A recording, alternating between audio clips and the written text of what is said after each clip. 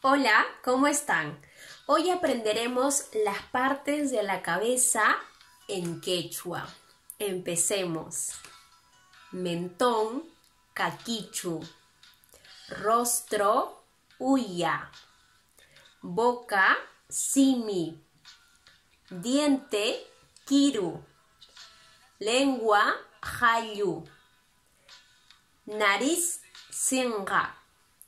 Ojos, ñawi. Cejas, jiñipa. Pestañas, jichipra. Frente, mati. Oreja, ringri. Cabeza, uma. Cabello, chukcha. Y por último, cuello, kunka.